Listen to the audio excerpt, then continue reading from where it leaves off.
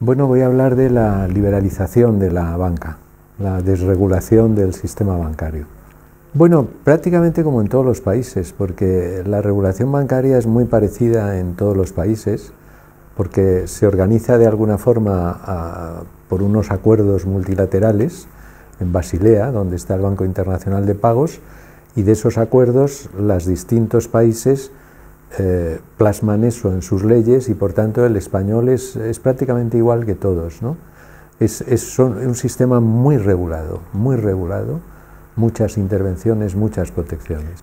Bueno, ya insisto que no es solo en el sistema español, bueno, es en cualquiera, pero no, vamos a ver, la cuestión es que probablemente de todos los sectores económicos, de la agricultura, la industria, etcétera, el sistema bancario es el más protegido y el más regulado y el más intervenido. Y entonces esto es un poco pues, lo que voy a comentar, porque ¿por qué? ¿No? Es decir, la pregunta que se puede hacer un ciudadano es ¿por qué pues se le prohíbe a los ciudadanos tener depósitos en los bancos centrales? ¿Por qué tienen muchos subsidios los bancos, ¿no? En la medida en que absorben el señoriaje, etcétera, ¿no? Y bueno, eso es una de las cosas que comentaré en la charla. ¿Por qué? ¿No? Porque tiene su justificación, ¿no? Sí, yo creo que el tema fundamental es que desde que ahora estamos utilizando como dinero los depósitos bancarios privados. Y eso es un activo muy frágil, porque es un activo que lo invierten los bancos. Si lo invierten bien no hay problema, pueden devolver el dinero, pero si lo invierten mal el banco puede incluso hasta quebrar y no devolver el dinero.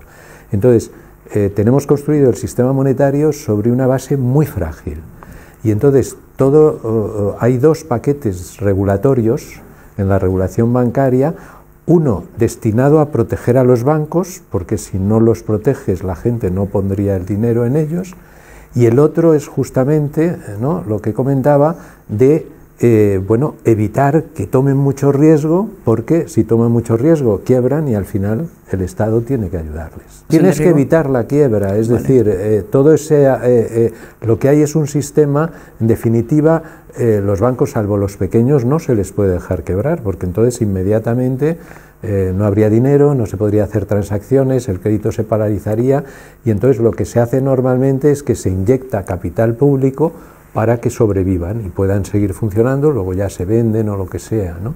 Entonces es muy importante y es casi el único sector, porque los demás sectores pueden quebrar. Las empresas pues ahora están quebrando, por ejemplo, el textil, la venta del textil en Estados Unidos, ¿no? Sears y otros y tal, pero en cambio un banco grande no se le puede dejar quebrar.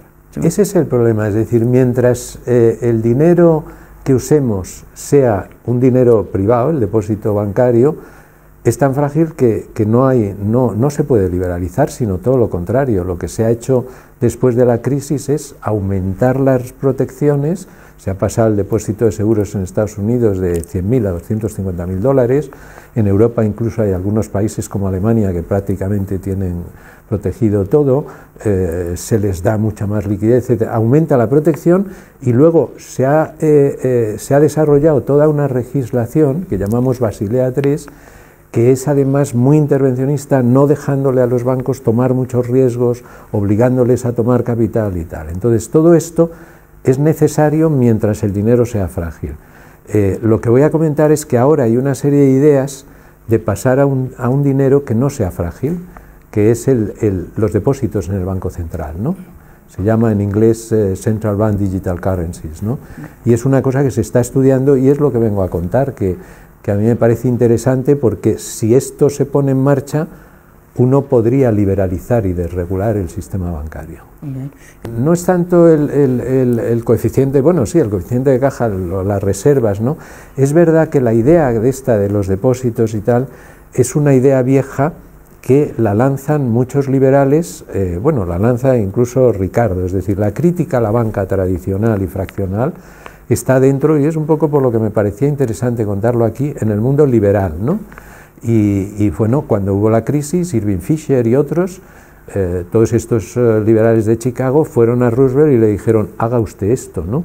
Es decir, que en definitiva es que el dinero, en vez de ser privado, sea público. Es curioso, porque son unos liberales que para liberalizar lo que dicen es, si tenemos dinero público podemos liberalizar, ¿no?